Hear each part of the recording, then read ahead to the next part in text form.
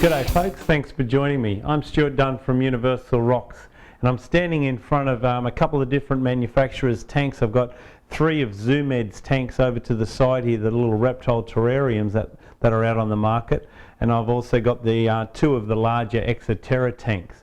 And what I think is just fantastic, you know, I'm giving the thumbs up to these enclosures. The fact that you can get into the front of them, you can lock them, they open right up wide so you can get to your animal and maintain your tank from the front, or you can come in from the top as well. There's a wire top on there that you can put your lights on and then take that out if you need to get to. So I just think they're fantastic. What you can also do is, because the bottom of them is sealed, you can have the bottom with water in it, and therefore you can have waterfalls, and that's one of the things that I'm going to set up here today, so you can see what it'll look like with running water, as well as like I've just done to the side here as a dry tank. Well, these Exo Terra tanks, they come with a foam background, and it's a polystyrene background. It's very flimsy, and it can be that soft that the crickets and the animals can claw it and damage it, and the fact is it really doesn't come with any ledges, and I think animals like to climb and rest on ledges, so that's one of the reasons that I got into getting these tanks, so I can give the animals a go and also obviously sell some product, but at the same time make these tanks look as good as what they should do, which is, if you went to a zoo, that's exactly how they'd look. And you can do this at home yourself. So this is one of the newer backgrounds that I've done for the 36 by 24 here, and we're going to put a little waterfall here in a minute. But I just got to say, about 4 or 5 months ago I went out to West Texas and I took some molds of some rock out there, and I'll show you some little close-up photos of those as the video goes on. But those rock formations that we got at West Texas, that's exactly what these are the replications of those, and we've just cut them to different size tanks. So I think you'll appreciate that, how real it looks, exactly like the mold. So we'll just show you some before and afters as we go on. What you've got to do to put these in place is you just got to peel off the Velcro in a minute, and you'll just squash that to the back of the tank. Secondly, if you're going to run water, then you need to drill a hole. Each of these are made to have a waterfall in 1 or 2 places, but really you can play with that yourself, and you can have 2 or 3 places if you want with water running down. In this case, I've got the ledge, a little indentation in the middle here. I've already drilled that with a half inch drill, and now it's ready for the fitting. So I just grab my little pump and tubing and the fitting on the end there. This is a little 30-gallon-hour pump, plenty of water for what we're doing, and we just simply squash that in there. You can get some silicone and silicone around that, but if it's a tight fit, which this is, it doesn't really matter. If the water drips through, it's only going to drip into the catchment of water below anyway, where your pump's sitting. So the other thing that I've actually done here also is I've cut out with a knife, and that's the great thing with this, you can actually cut and break little bits away to allow for your tubing from your pump, the pump wire. Let me just grab the bottom of that. It's going to simply come out and rest in that little spot there, and the lid with these tanks is made so the tubing can run out the back and your animals can't get out. So there's been a lot of thought going to these enclosures, and they look terrific. So let's have some fun and put this in place, and then we'll start to decorate. We'll fill it up and we'll decorate it. So we'll open these doors. Actually, I say that, I'm probably going to come in from the top with this. Okay. So we just feed this over the top. The backgrounds are being cut in particular for these tanks exactly to size, so really there's nothing you need to do other than take the Velcro off at the back there and squash it in place. So I'll do that. So once we've got that off, we can come back around the front, push this all the way to the back, fix your lead up into the little spot in the tank and the little spot that I've cut out. Once I've got that in the right place, push this back again. Okay, push up against so your Velcro holds it in, and that's about it. So now we're really ready to place some rocks. Be a little bit careful doing this.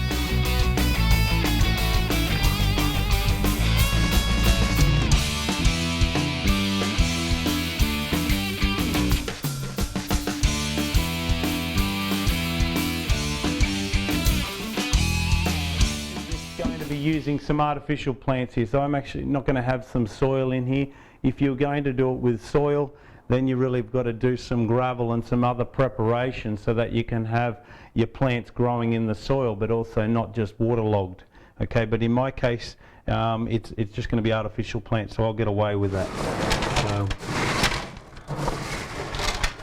okay, definitely want the larger gravel on the bottom, and that way the water's all in amongst the larger gravel, and you've got more water in there. At the back of the tank is at the back of the background. There's a big hollow section anyway. So I'm just going to grab another bucket of gravel.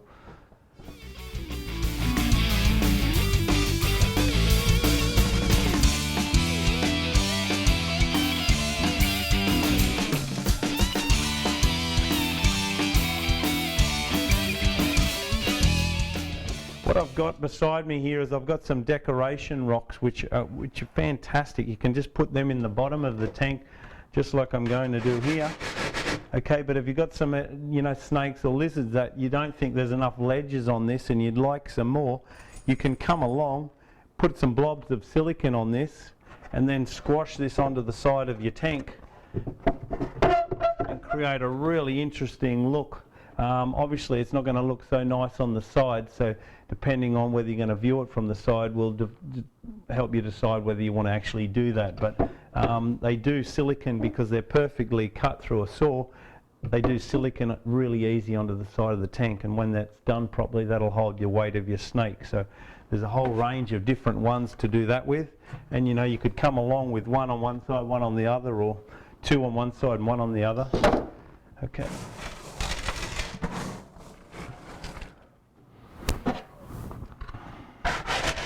Also, depending on what animal you've got, we've got little water bowls. We've got a range of those. There's about 7 different ones for that. Some of these rocks here, you can come along and just notch out. Let's do it with this one, for example, here. We want to make that into a little hide rock at the same time for whatever animal you've got in there. So you just come through with your knife, just break it. You cut in, twist, break, cut in, twist, break. And if you do that in an irregular fashion, then it looks a lot more natural as a crack in the rock.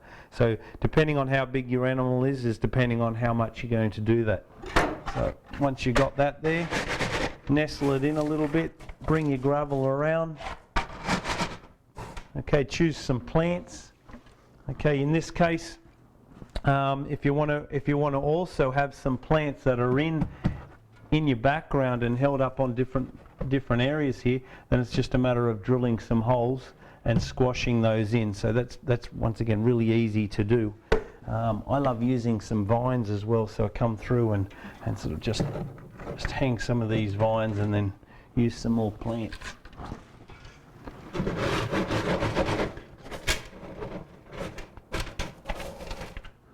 Okay, I'm actually going to fill this up, so we'll just stop in a second and just get it full, and then I'll come back and show you what the finished product looks like.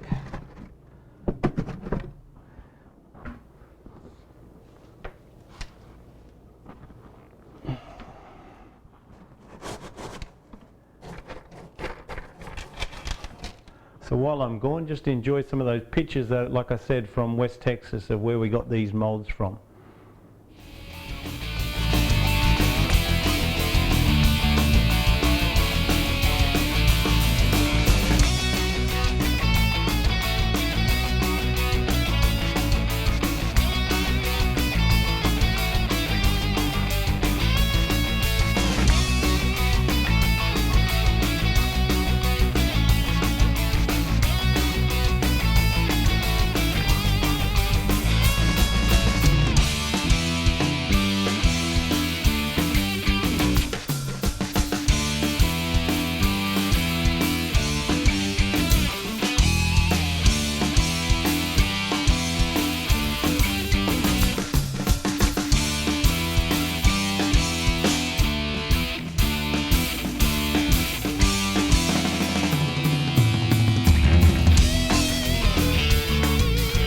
Okay, so I've just finished filling it up. I did wash the gravel way before I started all this, and I suggest you always do that. So we've washed the gravel, we've filled it up. I did drill a little 1/2-inch hole in the background over to the side here and squash the butt of this plant into that. There's a little artificial cycad. And now really we're ready to turn it on, so let's just pull it around the side here. Okay, this is a little 30-gallon-per-hour pump. There is a little control valve typically on the smaller pumps, and depending on whether you're setting up one of the smaller tanks over the side here, you might want to adjust that to suit your size tank.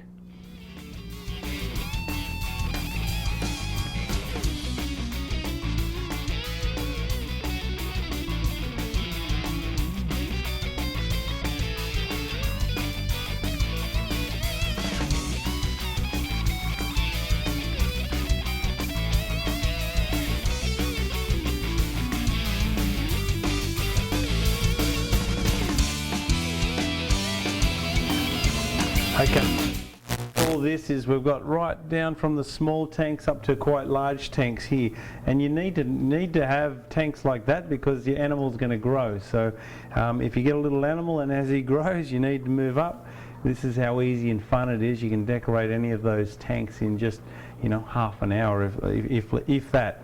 So we've got 1, 2, 3 with water and then the other 2 without, but you can change that to have water at any time just with a matter of drilling a little hole and squashing a pump behind the back of the background. So I hope you had fun watching this, and I hope you'll have fun doing it at home yourself.